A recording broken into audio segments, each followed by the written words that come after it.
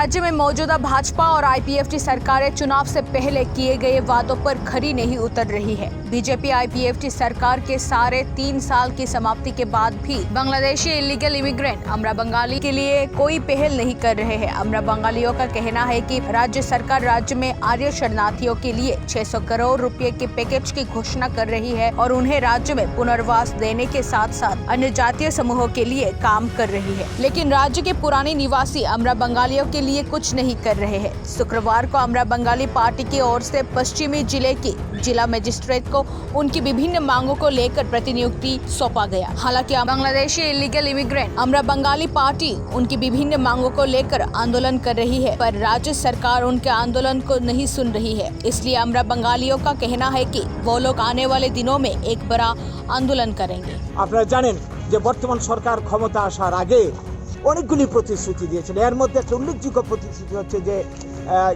বাম আমলে যে যত খুন খারাপি হয়েছে, দুর্নীতি হয়েছে, বিভিন্ন ডিপার্টমেন্টে কোটি কোটি টাকা লুটপাট হয়েছে, সেগুলিকে তদন্ত করে অপরাধী চিহ্নিত করবে এবং উপযুক্ত শাস্তির ব্যবস্থা করবে এবং ৮০ জন গণহত্যার পর থেকে যারা মানে বাড়িঘর ছেড়েছে উগ্রবাদী তাদেরকে ক্ষতিপূরণ দিয়ে পুনর্বাসন দেবে। আজ পর্যন্ত এটা তারা করেনি। তাদের সরকারের মেয়াদ ৩.৫ বছর অতিক্রম হতে চলছে, আর ১-১.৫ বছরও নেই। তো আমরা এখন আশাহত হয়ে গেছি, এতদিন করেনি, সেটা কবে করবে? পাশাপাশি আমরা দেখছি কি রিয়াংদের পুনর্বাসনের জন্য এরা ব্যস্ত হয়ে গেছে। বাইরের রাজ্যের রিয়াং ৬০০ কোটি টাকা প্যাকেজ দিয়ে এখানে পুনর্বাসনের ব্যবস্থা করা হয়েছে। ইদানিং উরাং এবং হালাম জনগোষ্ঠীর জন্য ৫০০-১০০০ কোটি টাকা বরাদ্দ করেছে। আমরা বাঙালি করে আমরা বরাবর বলছি আমরা জনজাতি বা উপজাতি উন্নয়নের বিরোধী নই। আজকে এইভাবে তাদের জন্য বরাদ্দ করা হচ্ছে, আরও বরাদ্দ করা হোক।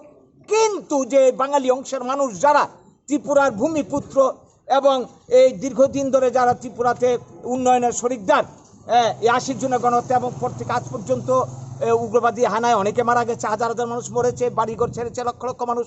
এর মধ্যে ১ লক্ষের উপর বাঙালি এখনও বাড়ি ছাড়া ঘর ছাড়া পথে বিক্রি হয়ে ঘুরছে। তাদের জন্য গভর্নমেন্টের প্যাকেজ কোথায়? তাদের জন্য গভর্নমেন্টের তো কোনো পরিকল্পনা নেই, কোনো মানে কি বলবো বাজেট নেই। এইটা কেন? একই রাজ্যের মানুষ, একই দেশের মানুষ, তাহলে বাঙালিরা আমরা কোথায় যাব? আমরা কি করে বাঁচবো? আমরা তো স্বাধীন দেশের মানুষ, এই দেশের মানুষ, আমাদের ভোটের কি কোনো মূল্য নেই? কাজেই আমরা দাবি করছি এইটা আর চলতে পারে না। অবিলম্বে সরকার এই ৮০ জনের গণহত্যার তদন্ত করতে হবে, দোষীদের শাস্তির ব্যবস্থা করতে হবে এবং যারা বাঙালি অংশের মানুষ ক্ষতিগ্রস্ত হয়েছিল, এখনও যারা পরে পরে বিভিন্ন জায়গায় সারা ত্রিপুরা ঘুরে ঘুরে বেড়াচ্ছে, তাদেরকে আর্থিক ক্ষতিপূরণ দিয়ে তাদেরকে সস্তানে নিরাপত্তা দিয়ে পুনর্বাসনের ব্যবস্থা করতে হবে। এই দাবিগুলির ভিত্তিতে আমাদের আন্দোলন। আমরা আজকে এখানে ডেপুটেশন দিচ্ছি ডিএম স্যারের মারফতে। আমরা মুখ্যমন্ত্রী মহোদয়ের কাছে গতকাল থেকে মুভমেন্টটা শুরু হয়ে গেছে দক্ষিণ ত্রিপুরা থেকে। আমরা সারা ত্রিপুরাতে এই আন্দোলনটা ব্লক পর্যায়ে আমরা নিয়ে যাব। তো এর জন্যই আজকে আমরা এখানে মিলিত হয়েছি, আপনাদেরকে ডেকে এনেছি। আমরা এখন ডিএম স্যারের কাছে আমরা ডেপুটেশনে মিলিত হবে এই দাবিগুলো ভিত্তিতে। এর আগেও তো এই ধরনের দাবি নিয়ে আপনারা এই ধরনের মুভমেন্ট, কিন্তু আমাদের ফল কি পেয়েছেন? ফল তো যারা মানে প্রশাসনে বসে রয়েছে তাদের উপর, তাদের ইচ্ছার উপর, তাদের মতিগতির উপর নির্ভর করছে। তো আজ পর্যন্ত এমন কোনো স্টেপ আমরা দেখিনি, যার জন্যই তো আমাদের আন্দোলনটা আমরা চালিয়ে যাচ্ছি। আগামী দিন আন্দোলনটাকে আমরা তীব্র করব।